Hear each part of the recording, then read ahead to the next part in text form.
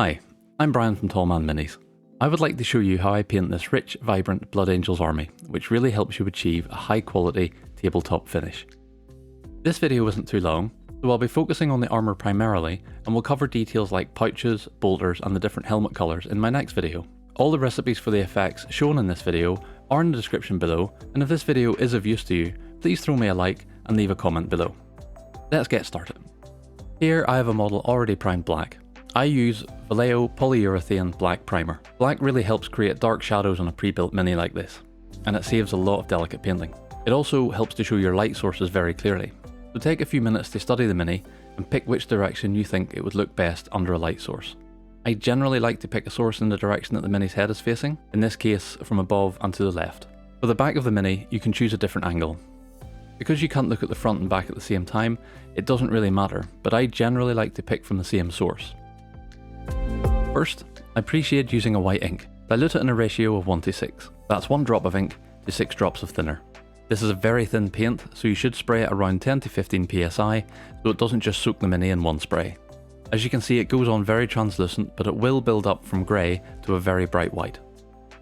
It's worth taking your time here, allowing the paint to dry with a blast of air between applying layers and keeping them even between the front and the back. As you build up to a white colour, you can move in closer and get tighter highlights on the areas like shoulder pads, helmet and knees. This stage can take around 10 minutes per mini. Although I like to do a full squad at a time, this allows me to make sure that the application is even across all the miniatures and give very consistent results. You can always go and make slight modifications if necessary before the next stage.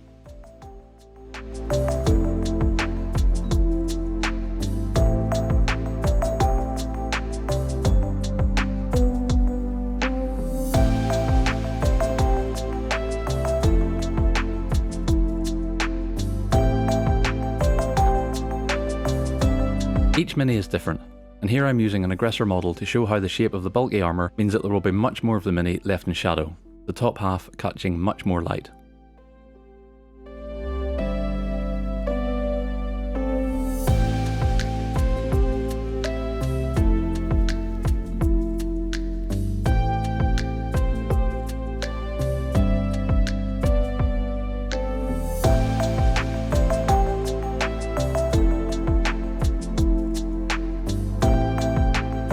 Again, compare multiple models to help you maintain a consistent look.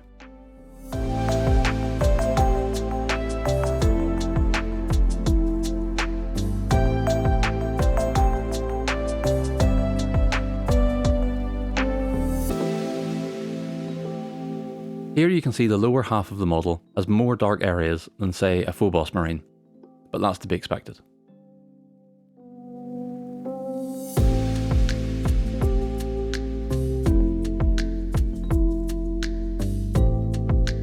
Once your highlights are done, we can start to base coat. I start with my mid-tone colours, and here I am using Citadel Air Mephiston Red. Thinned in a ratio of 1:2, spraying at a higher 20 psi. The Citadel Air paints are very good, but do need a little thinning in order to avoid clogging your airbrush.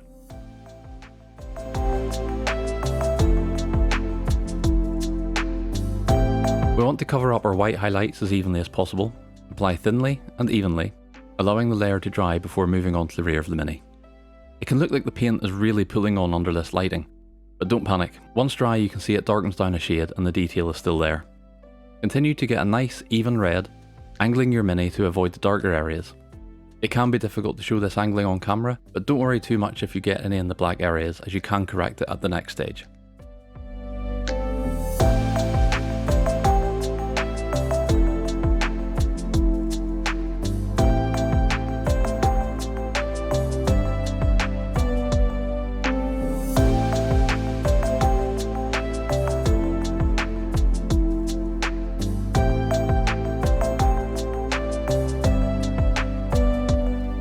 Again, compare each mini with their squad members to help get a nice consistent look.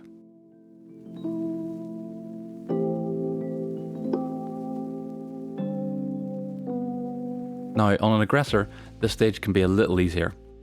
Just like your highlights, you are mostly applying this shade from above and on the areas where the light would catch, like the knees and feet.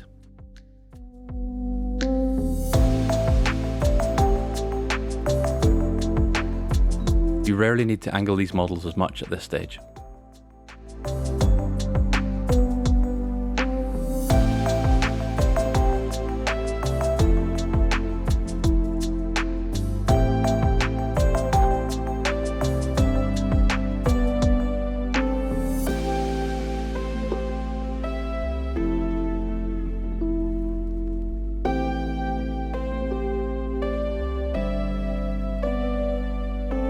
Next, we're going to apply the shadows. Here I am using Citadel Air Khorne Red, thinned a little bit more than the mid-tone, in a ratio of 1:4. The reason for this is to allow you to get nice and close and apply this in the shadows and recesses. So drop your pressure back down to around 10 to 15 psi. Angle your Mini so it is almost upside down and start applying. You'll see that the paint applies very differently to the black primer, but don't be fooled. Allowing it to dry, you will see that it covers better than you think. So apply thinly until you get a nice transition between the shades.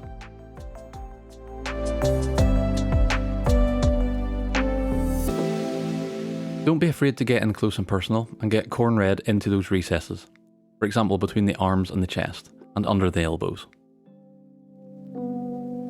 On a model like the Aggressor here, that thin mix and lower PSI really comes in handy. I pre-built these models without thinking. I just bought my Combat Patrol box and I was pretty excited. I'd really just started in the hobby, but without making these kind of mistakes, you never really learn new techniques. Lesson learned. The thin mix and lower PSI really allows you to angle the Mini and get that Khorne Red into every shadow and recess, even the recess between his head and the backpack. You may need a few extra coats on such a thin mix, but it's worth it.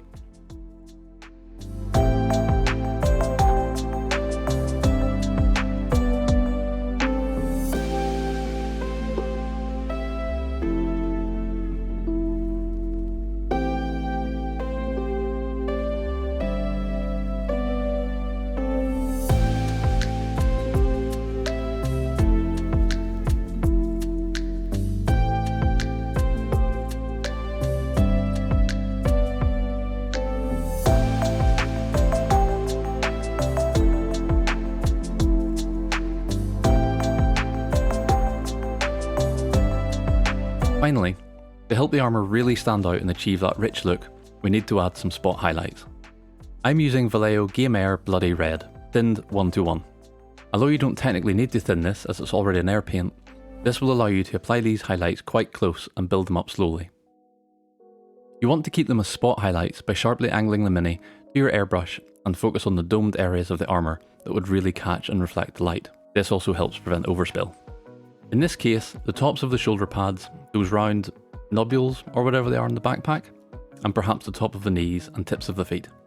Paint always darkens down a shade and it may look like you've applied too much initially, but once dry it blends in very well. So remember, apply, then dry. On an Aggressor Mini, in my mind, these highlights would be a little larger, again due to the bulky armour. So as well as the normal areas that would catch this light, the power gloves and the heels of the feet should get spot highlights too. Just angle it sharply and really let that shading pop.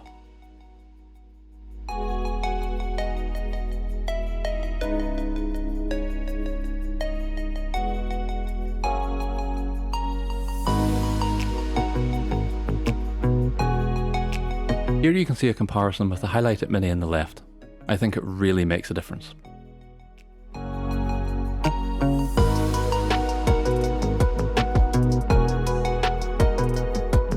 In order to protect our excellent base coat for the next stage, we need to apply a gloss varnish. Here I have applied 2 to 3 coats of Vallejo polyurethane gloss varnish. As you can see here, it really increases the contrast of your models and exaggerates your shading. Don't worry though, in a later stage our matte varnish brings this back to a more natural look. Using gloss varnish alongside an oil wash makes for super easy pin washing of models.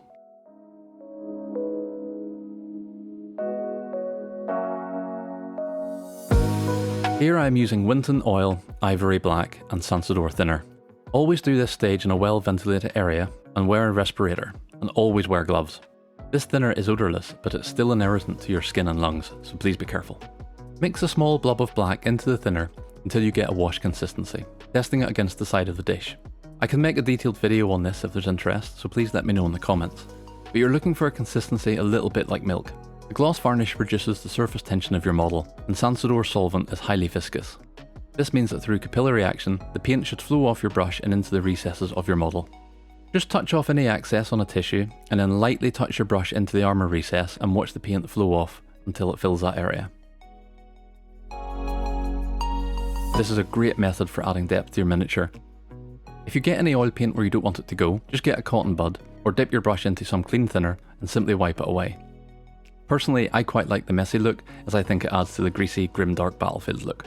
Even once it's dry, it can be reactivated with a little Sansador thinner and wiped off.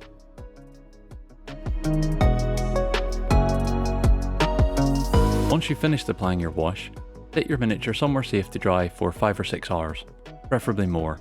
I usually leave my miniatures overnight before I proceed to the next stage. This is also a great stage to add decals. The gloss surface makes them easy to apply, and once sealed with a matte varnish, it makes them look painted on.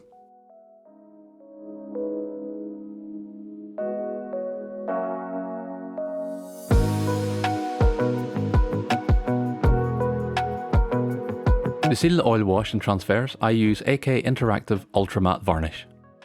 This is a very thin varnish, so be careful when applying and allow it to dry fully before doing your next coat. You only need 1 or 2 layers at this stage to seal the oil wash, but make sure you get into the recesses and don't allow it to pull. If it pulls, it will create a milky, opaque look, and that's something you want to avoid. As you can see, the matte varnish brings our highlights back into a more subtle blend and brightens your colour slightly.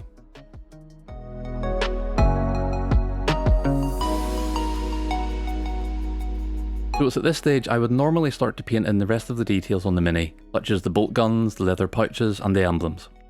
However, for this video I wanted to focus on the armour, so I will cover these details in my next video, along with the various helmet colours of the Blood Angels. But please check out the video description below and you'll see all my recipes that I've used in this video. Feel free to comment if there's anything in this video you would like me to cover in greater detail for the future. The only detail I will cover here is the chest Aquila, because on all standard Blood Angels this is generally depicted as black with grey highlights. I have given this a base coat of Vallejo charcoal grey, and because it was included in the oil wash, its recesses are nice and black. The first highlight is with Citadel Dark Reaper. If you make any mistakes here, a wash of Citadel's Nuln oil will easily correct them and bring those recesses back to black.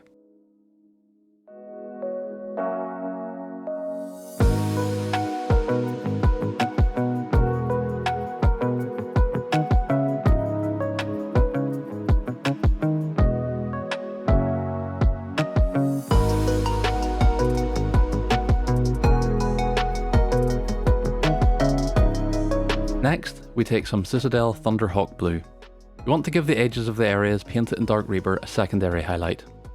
Try to stick to the edges and leave some of the Dark Reaper showing. It takes a bit of practice, but just angle yourself and the Mini until you are comfortable and relaxed. So the last highlight is with Citadel Administratum Grey. This is an edge highlight. So you only want to touch the very edges of the Aquila, skull and the edges of the feathers.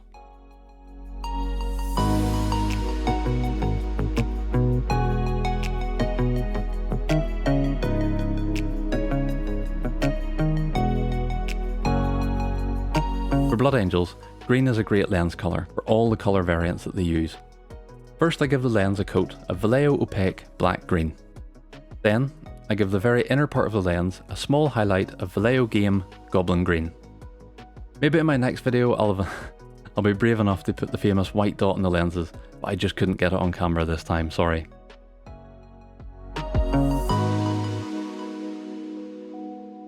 So we're finally at the fun part. Edge highlighting the armour. For the first highlight, I like to use a scarlet colour. I mix equal parts of Vallejo Game Blood Red and Vallejo Game Orange Fire. When wet, this actually looks quite orange, but don't worry, it dries down into a nice bright red.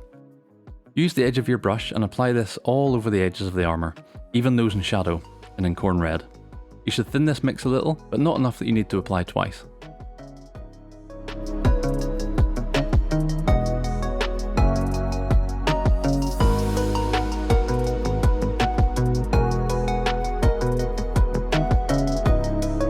Finally, I apply an edge highlight of Vallejo Game Orange Fire just on its own. This time, apply the highlight to areas that you think would catch a glint of light. For example, the edge just above the lenses, the knuckles, or the corner of armour plates. Don't worry if you make a mistake here, it's really easy to go back and touch the mini up with a little bit of Mephiston or Khorne Red or your previous highlight.